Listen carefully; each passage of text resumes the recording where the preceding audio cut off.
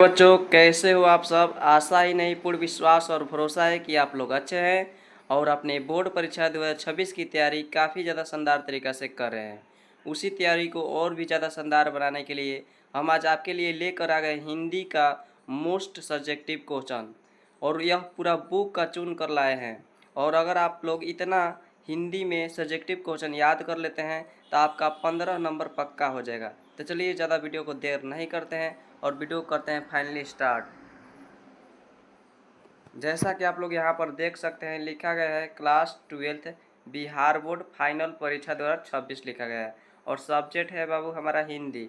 Book से चुन के माने बुक से पूरा चुन के लाया गया है जो आपके 2026 के बोर्ड परीक्षा के लिए जो VVA हो उसको सब चुन के लाया गया है। और यहाँ लिखा गया है VVA सब्जेक्टिव क्वेश्चन हिंदी में केवल इतना ही याद रखें। आपको ज़्यादा हिंदी में याद नहीं रखना है, यानी कि जो 5 नंबरिया सारांश है उसको याद कर लेना है। अगर आपको बाबू सारांश याद हो जाए तो 2 नंबरिया क्वेश्चन तो ऐसे ही लिखा जाएगा और ऑब्जेक्टिव भी मरा जाएगा। तो चलिए आज का हम लोग सारांश देखते हैं और 5-5 अंक का यह सारांश पूछते हैं। टोटल आपको 15 नंबर बनेगा। आज के वीडियो में 15 नंबर हो जाएगा। फर्स्ट क्वेश्चन है हमारा, फर्स्ट क्वेश्चन है जैसे यहाँ पर भी लिखा गया है कक्षा 12 हिंदी पार्ट 1 का सारांश है। और सबसे पहले तो आपको यही पूछेगा कि पार्ट 1 है हमारा और सबसे पहले यही पूछेगा कि पार्ट 1 का नाम क्या है। तो बातचीत है। और बातचीत कैसा है, तो बातचीत कैसा है तो माने बातचीत एक निबंध है।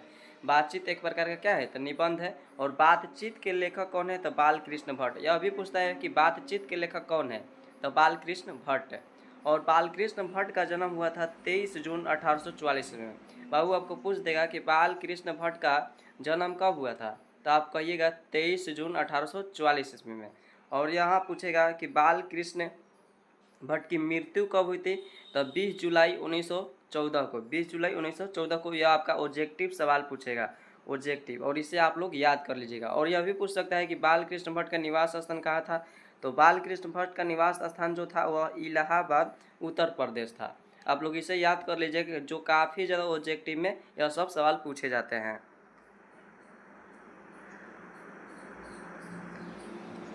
आगे है भाई हमारा प्रश्न कैसे पूछे जाते हैं, आखिर ये प्रश्न किस प्रकार से आपका पूछा जाएगा परीक्षा में वह भी हम लोग देख लेते हैं।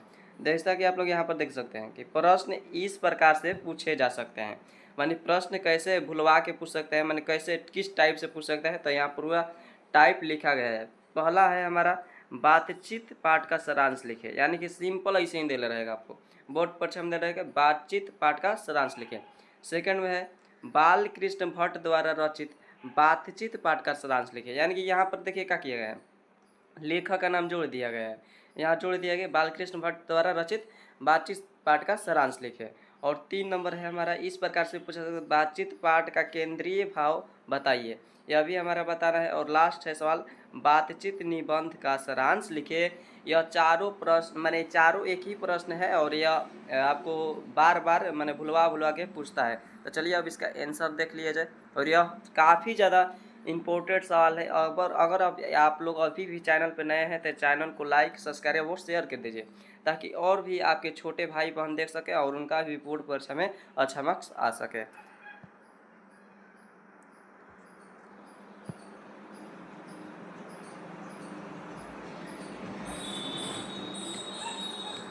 आगे है हमारा बातचीत शीर्षक निबंध का सारांश। सबसे पहले तो आपको बोर्ड परीक्षा में जाना है बाबू और हिंदी वाला ऐसे ऐसे कॉपी मिलता है, माने दोनों ओर से ऐसे रहेगा, दोनों ओर से आपका ऐसे ऐसे कॉपी रहेगा। और आपको क्या करना है सबसे पहले तो आपको जाना है और कॉपी को बढ़िया से अंडरलाइन माने सबसे पहले शीर्षक लाना है, माने कि ऐसे लिखना है बातचीत शीर्षक निबंध का सारांश। और उसके नीचे से आपको बिल्कुल आंसर लिखना है, नीचे से आपको नीचे से उसका आंसर लिखना है। और यहाँ पर सबसे पहले लिखना आप लोग बातचीत शीर्षक ललित निबंध के महान पत्रकार निबंधकार तथा तीक्ष्ण बुद्धि युक्त आलोचक बालकृष्ण भट्ट की प्रसिद्ध रचना है। यह निबंध उनके निबंधकार व्यक्तित्व और निबंध कला के साथ साथ भाषा और शैली के ज्ञान का भी प्रतिनिधित्व करता है। बाबू बिल्कुल ये आसान भाषा में लिख कर लाए हैं और आप लोग अगर इतना लिख लेते हैं तो आपको 5 नंबर में कोई दागी नहीं लेगा। आगे है ईश्वर द्वारा प्रदत्त शक्तियों में वाक शक्ति मनुष्य के लिए वरदान है वाक शक्ति के अनेक फायदे में स्पीच और बातचीत दोनों का समावेश होता है। मनुष्य का गुण और दोष प्रकट करने के लिए बातचीत आवश्यक है। बिल्कुल राइट बात है। अगर हम किसी व्यक्ति से के पास जाके बात करते हैं तभी हमें पता चलता है कि वह कितना अच्छा है और कितना बेईमान है। उसके बारे में पता करते हैं वो कितना माने कि ठीक झूठ बोल रहा है कि गलत बोल रहा है। माने कि पूरा बातचीत से हमें पता चलता है कि मनुष्य का गुण और दोष सब बातचीत करने से पता चलता है। आगे है हमारा बेन जॉनसन के अनुसार बोलने से ही मनुष्य के रूप का साक्षात्कार होता है। एडिसन के मतानुसार असल बातचीत केवल दो आदमी में हो सकती है, अर्थात जिसका तात्पर्य यह हुआ कि जब दो आदमी होते हैं तभी एक दूसरे के सामने अपने दिल की बात खोलते हैं। तीसरे व्यक्ति की उपस्थिति से ही मात्र बातचीत की धारा बदल जाती है। बिल्कुल सही बात है कि अगर आप दो आदमी बतिया रहे हैं तो बिल्कुल घुल मिल के बतियाते हैं और तीसरा व्यक्ति जो आता है वो आपके बात को काट देता है, यानी कि तीसरे व्यक्ति के आने से ही बातचीत की धारा बदल जाती है। यह बिल्कुल सरल भाषा में बाबू आपको लिख कर आना है बोर्ड परीक्षा में, और इसे आप लोग कॉपी पर लिख लीजिए। आगे है बातचीत के लिए दो पक्षों की उपस्थिति लाजिमी है। बातचीत होने के लिए एक दूसरे के पास आने जाने से शिष्टाचार की त्रुटि हो सकती है। लेखक के अनुसार अपने आप में बातचीत की शक्ति पैदा करना सबसे उत्तम प्रकार की बातचीत है। लेखक जो कह रहे हैं कि सबसे अपने आप में बातचीत का त्रुटि पैदा करना यह सबसे उत्तम प्रकार की बातचीत है। और आगे है हमारा लास्ट में लिखना है बाबू आपको लास्ट में, अतः वाक शक्ति को दमन करने से अनेकों प्रकार का दमन हो जाता है। ऐसा नहीं होने पर जी हाँ रोपी करतनी क्रोध को भड़काकर अजय को भी अपने आगोश में समेट लेती है। और यह बिल्कुल आपको सरल भाषा में लिखा गया, और अगर आप लोग इसे लिख कर याद करते हैं तो आपको 100% श्योर है कि आपको याद हो जाएगा। अगर आप लोग इतना लिख के आते हैं तो 5 नंबर आपका पक्का हो जाएगा। तो चलिए और भी हम लोग प्रश्न देखने वाले हैं, और आगे है हमारा प्रश्न।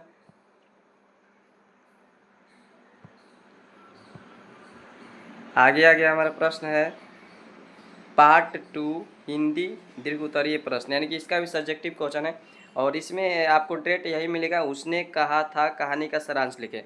और यह भी आपको 5 नंबरिया सवाल है जो ऑसो पूछने वाला है, मोस्ट VVA है, इसे आप लोग भी याद कर लीजिएगा।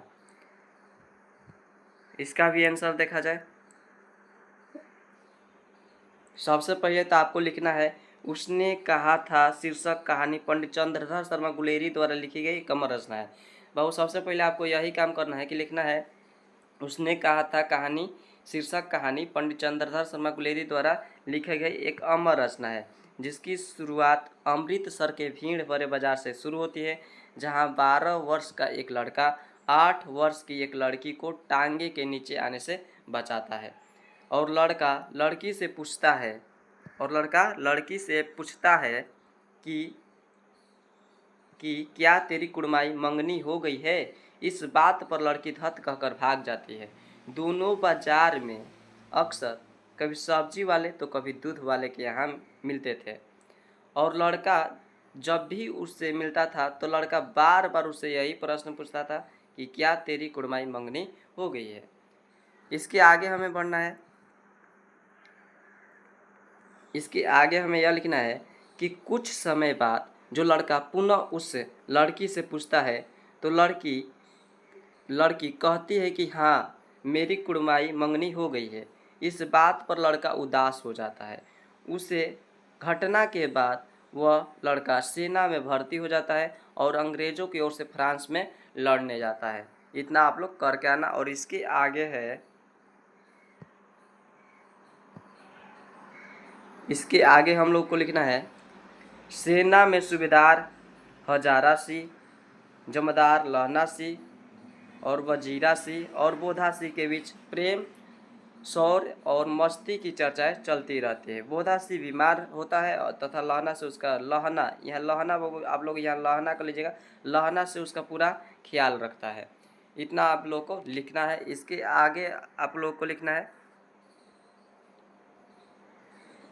एक बार सूबेदार हजारा सिंह के बुलाने पर लहना सिंह उसके घर जाता है तो सूबेदारनी लहना सिंह को पहचान लेती है और उसे बुलाकर कहती है कि जिस प्रकार तुमने मेरी बचपन में रक्षा की थी वैसे ही मेरे पति और बेटे को बचाना।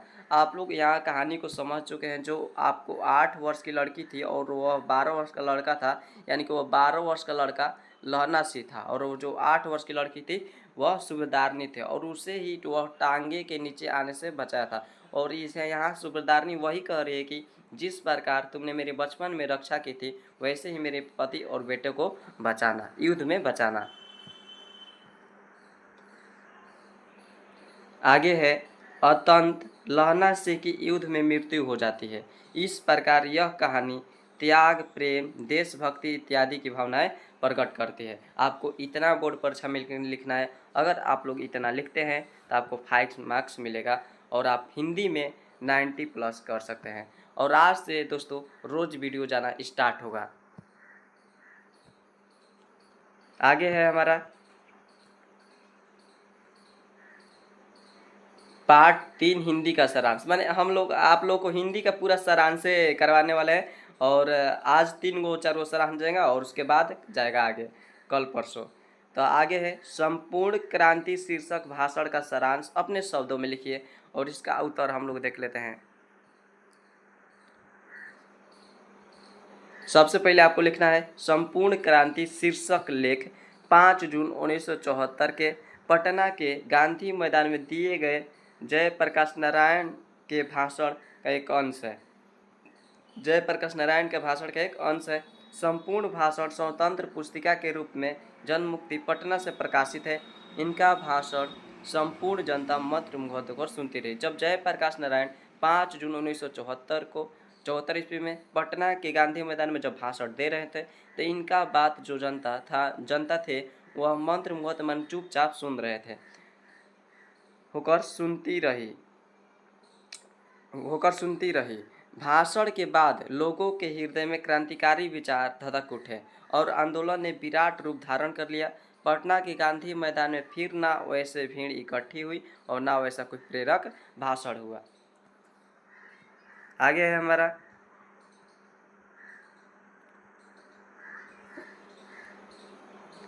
अपने भाषण के प्रारंभ में जयप्रकाश नारायण ने युवाओं को संकेत देते हुए कहा कि हमें स्वराज तो मिल गया है, लेकिन अभी सुशासन के लिए हमें अभी काफ़ी संघर्ष करने होंगे।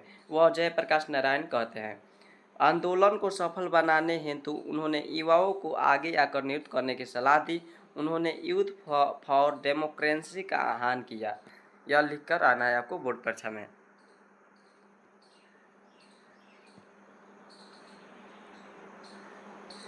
भाषण के क्रम में वे बापू एवं जवाहरलाल नेहरू की प्रशंसा करते थे। वह गांधी जी का विरोध भी करते थे क्योंकि वह घोर कम्युनिस्ट थे। अतः वह अपने ऐतिहासिक भाषण से उन्होंने स्पष्ट कर दिया था कि वे संपूर्ण क्रांति चाहते थे।